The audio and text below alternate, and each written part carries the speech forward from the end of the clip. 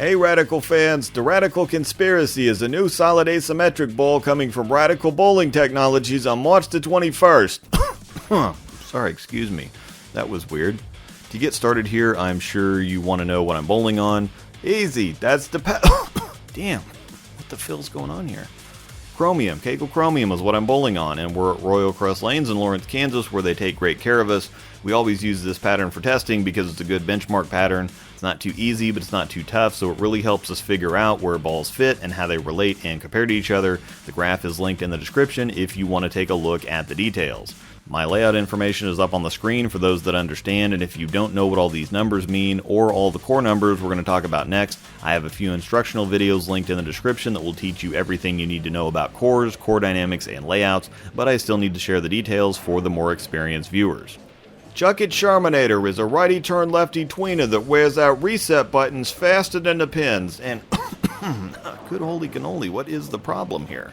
Anyway, the Radical Conspiracy, bit of a fun play with the ball name there, is something I've been looking forward to for a while because this seems to be Radical's benchmark big asim shape like the original Conspiracy, Guru, etc. It features the same core found in the other Conspiracy line releases, a low 2.487 RG, big 056 differential, and an also big 021 int diff, your prototypical strong asymmetric core. The cover has been upgraded to HK22 Plus Solid. It comes out of the box at 2000 grit, and it feels okay. I think if it's too much, you can just let it lane shine unless you typically need to knock the dust off stuff.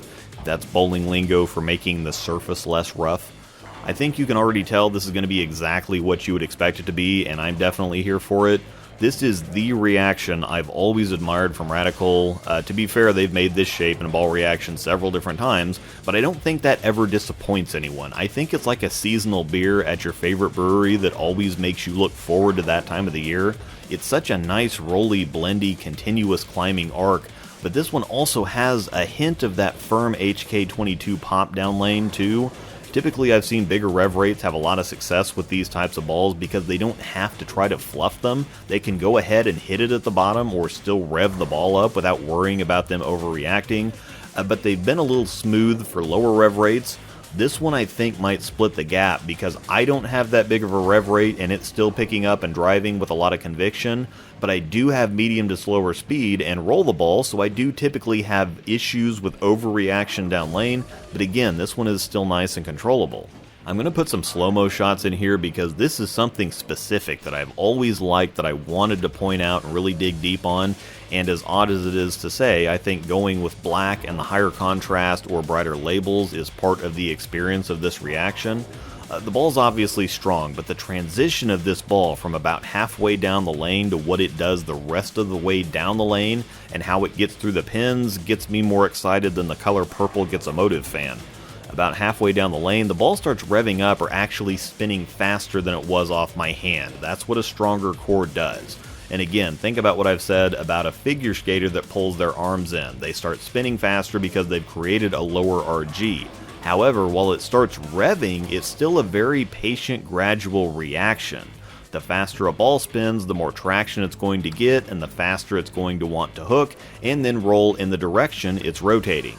This patience or blend is what gives the ball its climbing continuous shape instead of starting to instantly pick up when it starts revving.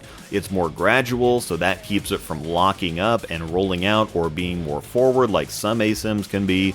This gives you a bunch of control over the shape on the back end, and this is one of those rare balls I'm actually excited about because this look has always caught my eye and obviously fits my game extremely well.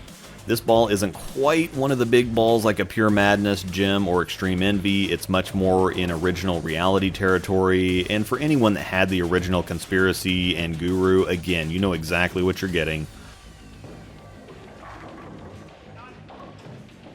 I think the Theorem is an amazing complement to it. The rolls and shapes are identical. The Theorem is just cleaner and sharper, so a perfect shape offset if the RC is a little too smooth.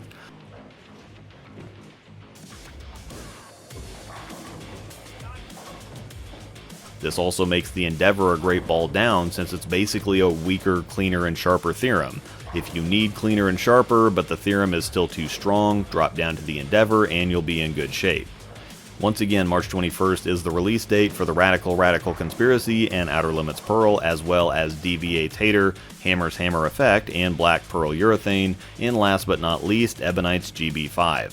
Down in the description is a link to Bowler's Mart that will get any of the balls featured in this video ordered for you. I do have to note that I do receive a 5% commission on all sales through the links, and of course don't forget my code ROSEDAL10 to get 10% off your order at checkout at CoolWick. Thanks for watching, and may the strikes be with you.